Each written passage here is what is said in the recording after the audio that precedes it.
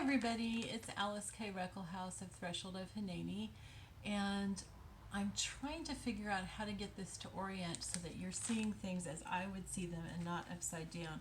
In the other videos it really hasn't mattered, but in this one I think it will be easier if you're able to see things right side up. So that's what I'm trying to do, and I'm not sure if this is working or not, but this is what we're going to try.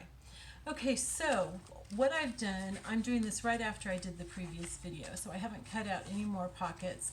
We're just going to work with the ones that I have so far, and we're just going to make do with that. But I wanted to show you something else with the scraps that I was talking about. I keep my scraps, like these are from the journal that I'm working on right now, other than the Abraham one. I keep like my small scraps in a tub and my big scraps in a tub, and I keep the scraps for that specific journal separate from scraps for other journals unless I'm using the same papers. That way I'll have the papers that match that journal all together and not mixed up with papers from other journals, which might look kind of funny. So it just keeps it consistent that way.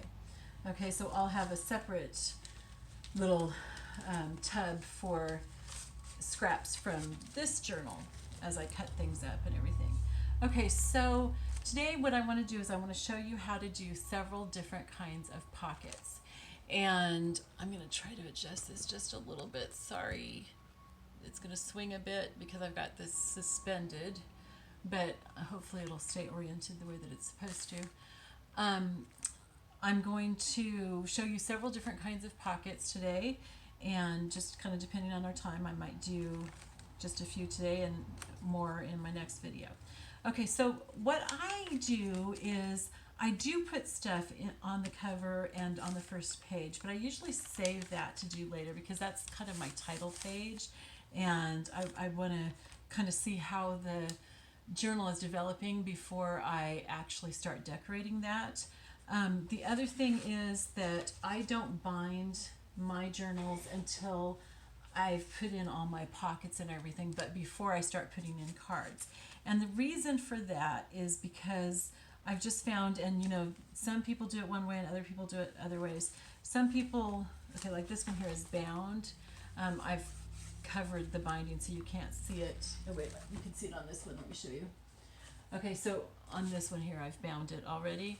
Okay, but I just bound that yesterday after putting in all my pockets and everything. Okay, and then I'll decorate it and, you know, put more stuff in it. But I have just found that when it's already bound, it's harder to work in as far as putting in pockets and other what we call embellishments like flips and belly bands and things like that. And so it's easier to work with it while it's still unbound as far as putting those things in. Now with this journal I've debated a lot because this journal isn't like just any other junk journal. Like I've shown you in the past, with most junk journals you don't have to go straight through. You can look for a page that strikes your fancy or fits what you're going to write about and write on that page. But I think that with this journal we're probably going to want to be writing straight through it because we want to keep things in the order of Abraham's life. And so I've just been really debating on how exactly to do that because I don't know if I'm going to want a pocket on page 5 or not. So how do I do that ahead of time? But you know, by the time that we start writing in it, we want to have it bound.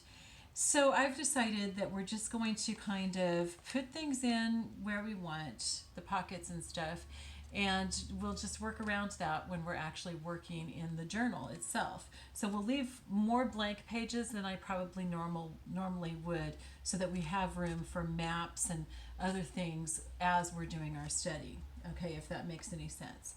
So I want to show you several different ways that you can make pockets, and so I'm going to skip this page. Oh, the other reason, sorry to be so disjointed here, but the other reason why I like to leave it unbound while I'm working on it is because I may change my mind and go, oh, you know, this page that I put this pocket on here, I think I'd like to have that in here instead. Well, it's really easy to go and change it. Okay, now I've got these in a certain order because I like to alternate between light and dark pages and stuff like that. That's just how I am, and so I'm putting it back in that order. But if I decided, oh, I think this pocket would work better farther on in the study or something, then I can change that at this point before I've bound it. And I'm probably going to use twine for binding it, this twine that I've got my glue bottle sticking in right now. Okay, so what you're going to need for this tutorial is you're going to need your journal. You're going to need the pages that you cut out for pockets, and they can be small ones, they can be big ones that you're going to cut up, and you can always stop and go print out more or make some more. One of the kinds of papers that I use a lot are these papers that I get from Walmart. They're by Colorbach. They're $5 for a pad of 50 papers, 50 sheets. This one's not open yet because I just got it in the mail yesterday. But it's got a design on one side, and there's 25 designs in the package, so you get 2 pages of each design. It's got a design on one side, and then it's white on the other side. And there are more expensive papers that you can get that are printed on both sides. So you can see this probably would not be appropriate for Abraham, okay, but you can find some that might be. So if you want to use that instead of, say, coffee dyeing paper, or if you just want to use white paper, that's fine too. You don't have to coffee dye it or anything. So what you want is you want your paper, however, and I've shown you in a previous video how to fold that and everything, and you want your cover that I've also shown in, I think it took us 3 videos to make that. Okay, and then you want your pockets that you've either printed out or you've cut out of, nice paper, or you've you just used coffee dyed or white paper if you prefer to have them plain. Or if you really, really want to go the old junk journal route, then you can look in magazines and stuff, and you can cut and tear pieces of paper that you want to use for pockets from those. Okay, but I'm using paper that I printed out that I showed you. Okay, so the first pocket we're going to make is really, really simple. It's just a plain old pocket that's going to have 3 sides. Let me see if I can find a piece of paper that I want to use for that. Let me put this so you can see what I'm doing. Okay, so I'm going to choose this piece of paper. I really like that. All right, so I'm going to distress it. So if you want to distress it like I'm doing, then you want some distressing ink, and I will link that below. This is Tim Holtz. It's by Ranger, and I'm using Vintage Photo. There's another one that's darker called Walnut Stain. This comes in like, I don't know, 30 colors or so. Probably for this, if you're using the coffee dyed paper, the either Vintage Photo or Walnut Stain is going to be what you want. And what you do is you just stamp your pad with this little thing, and I'll link these below too. And then you just rub it. I'm rubbing it on the side, but I'm kind of rubbing it on the top too, because see, that way I get this little, it kind of leaks over into the picture a little bit, and it just makes it look older. So that's the main reason that you do it, is to make it look older. But the other reason is because it makes it look a lot more defined on the page. So look at this, okay? If you're looking at this, you can see this part here where I've distressed, it stands out from the page a lot more, and this part that I haven't distressed doesn't stand out as much. And you don't have to do this, like I've been saying, you don't have to do anything the way that I'm doing it. But for those of you who want to follow and try to do yours as much like mine as possible, this is what I'm doing, and this is why. And I love distressing the edges. Now, another thing you can do to distress the edges, I'll show you on one side here, is take your scissors, okay, and make your paper kind of stiff by the way that you hold it with your thumb, and run your scissors along the edge, okay, and see how it's kind of messing it up and kind of wrinkling it and it's kind of scraping a little bit off the edges and making them sort of stand up and everything, almost like it's torn but not quite. When you distress that, and you can't tell as much because this side is dark, I should have done this on a lighter one. When you distress that, it just really makes it look old and makes it look really cool. So I like doing that. Okay, so this is just going to be a very, very simple basic pocket. And what we're going to do, actually I like the design going this way. What we're going to do is we're just simply going to glue 3 sides of it.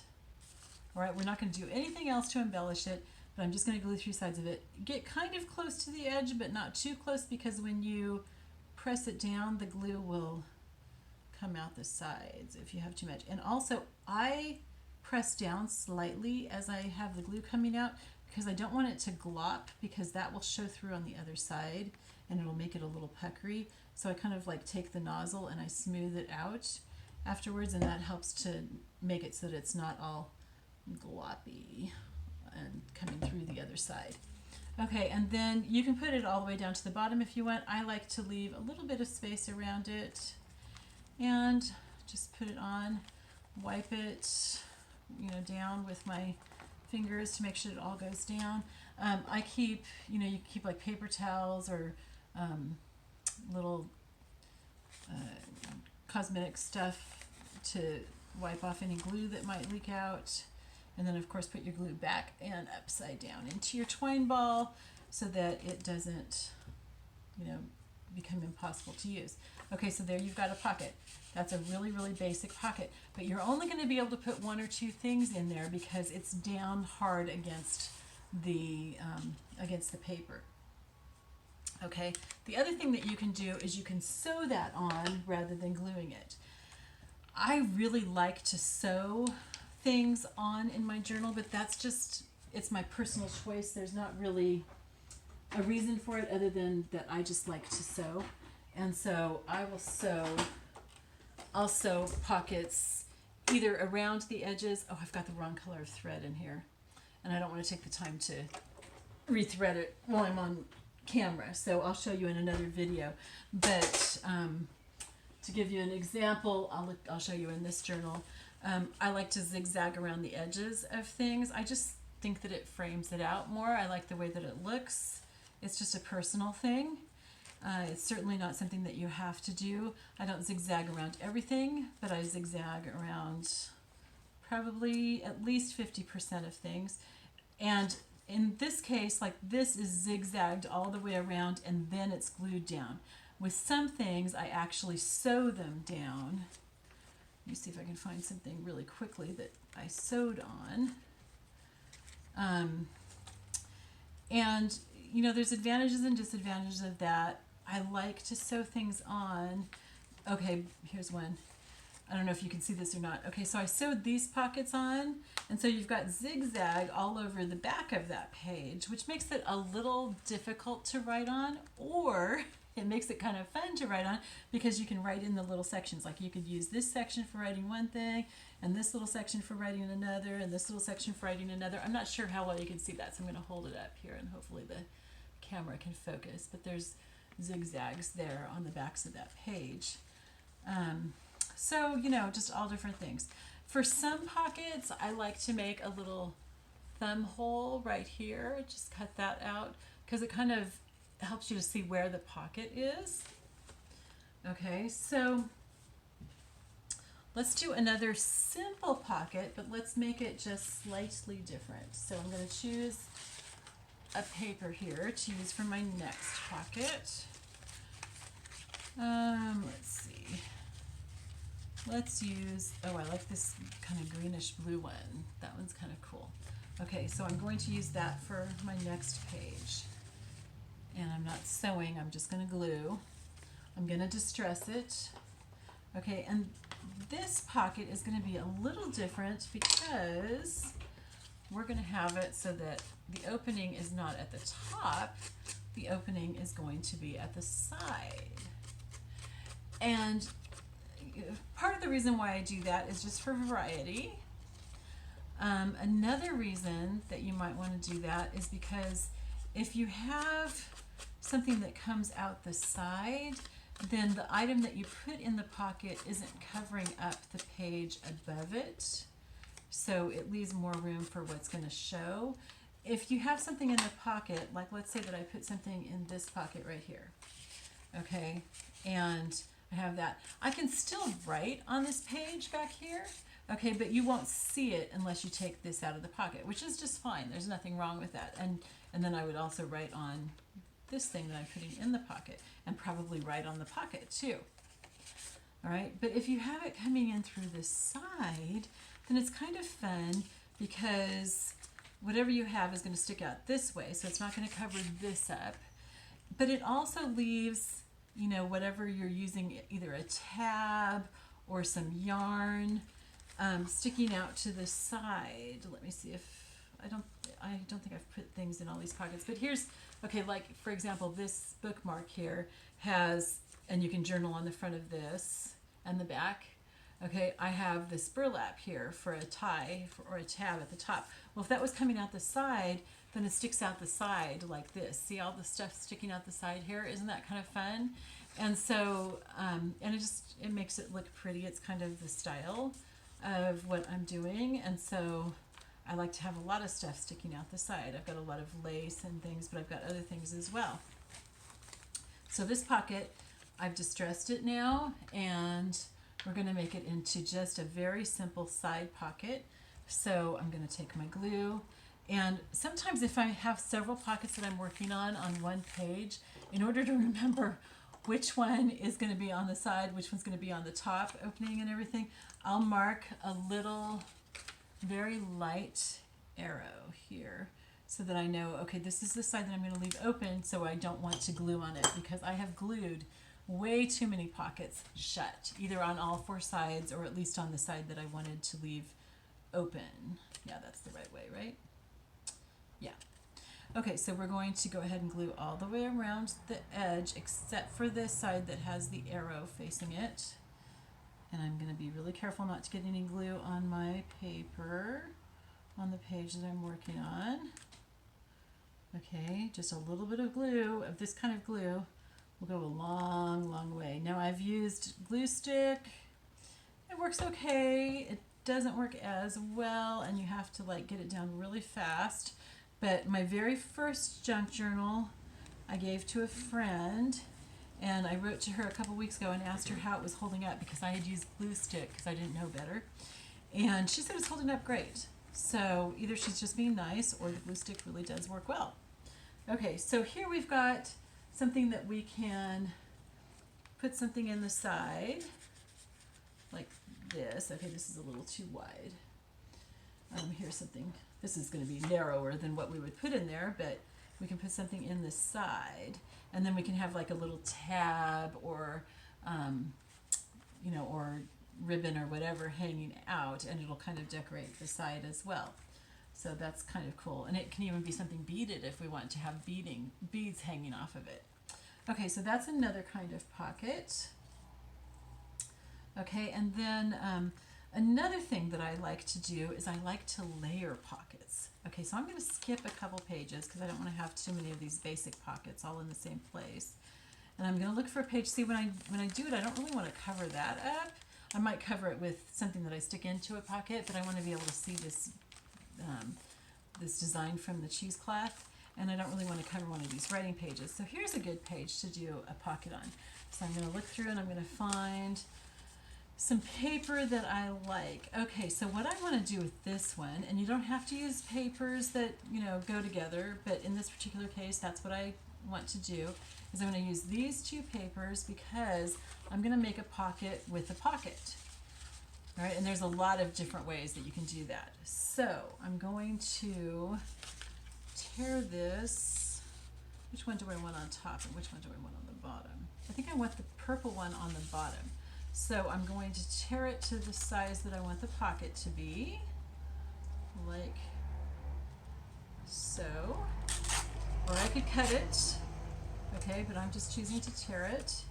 And then I'm going to distress it.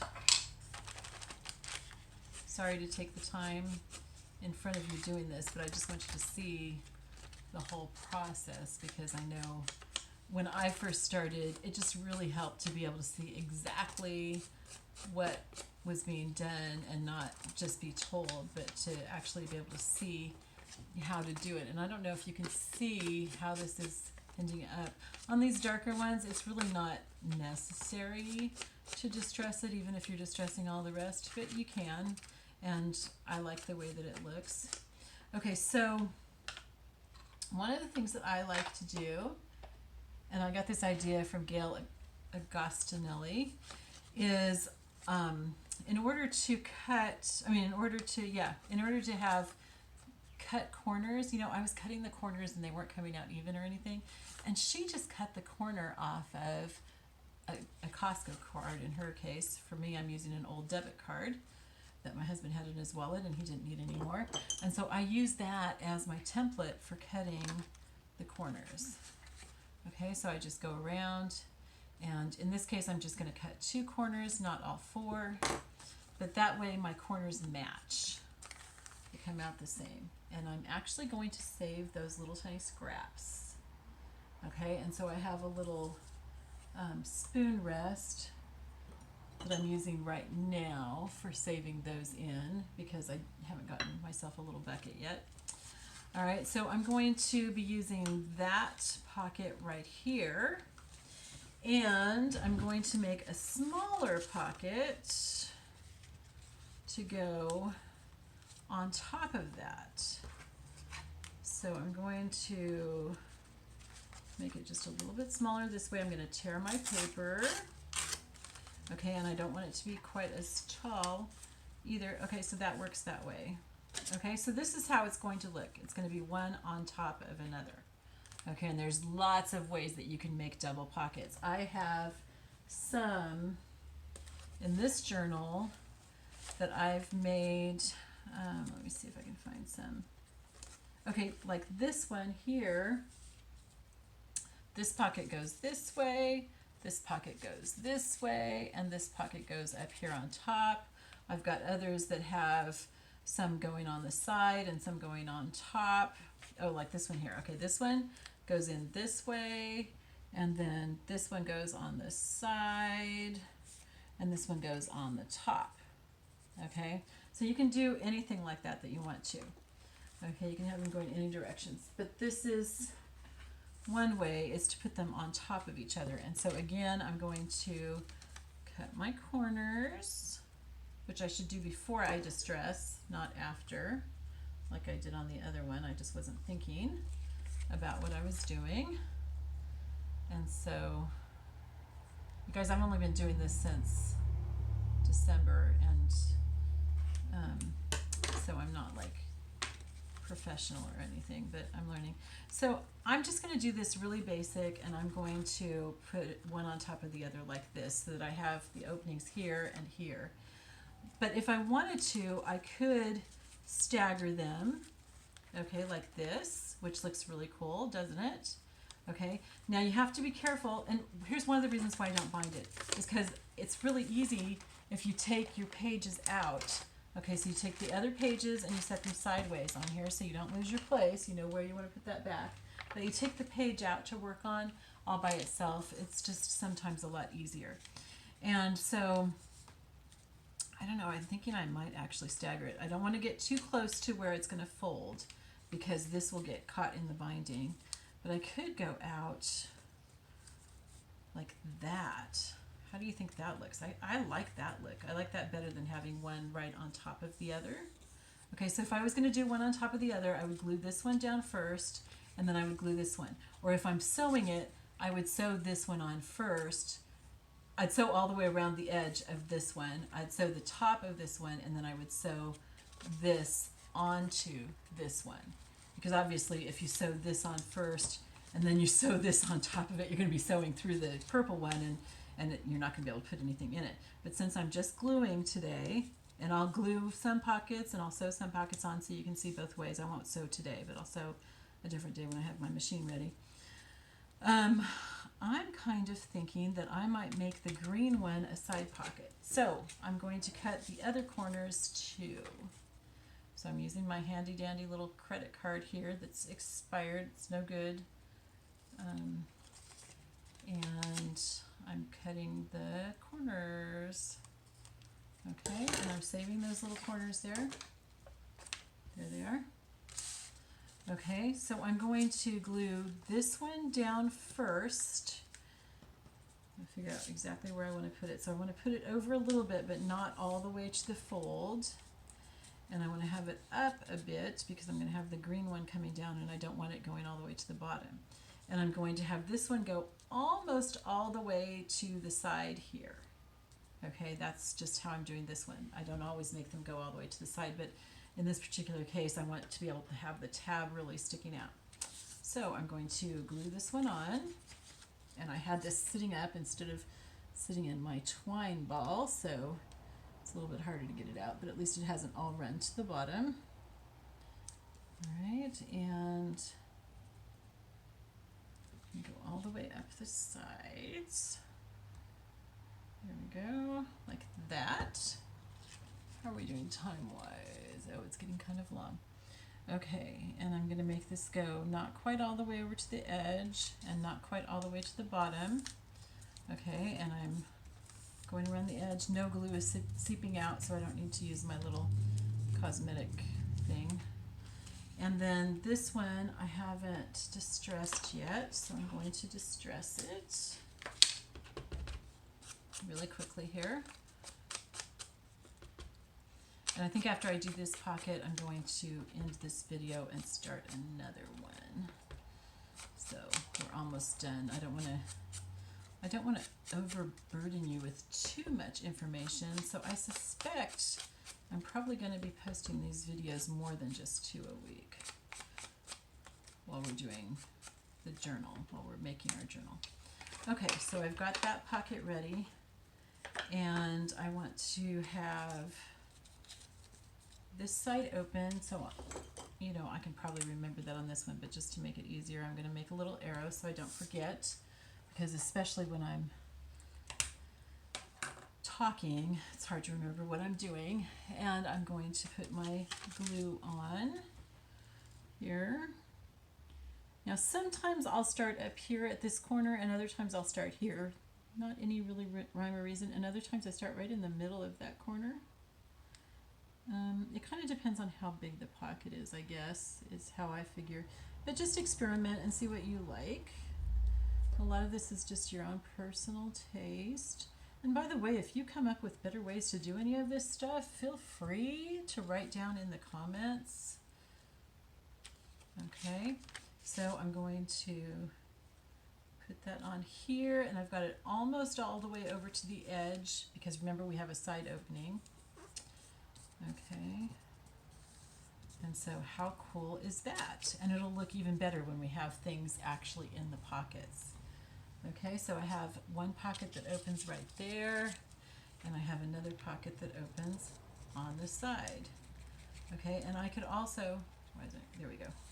And I could also do it so that this pocket's opening at the top instead of on the side if I wanted to, and then you would have, you know, one journaling card here and one here. They're kind of staggered, and that would look really cool. Okay, so I'm going to stop the video here, and I will start a new video, which I'll put up in a day or two. All right, love you all. I'll talk to you later. Bye-bye.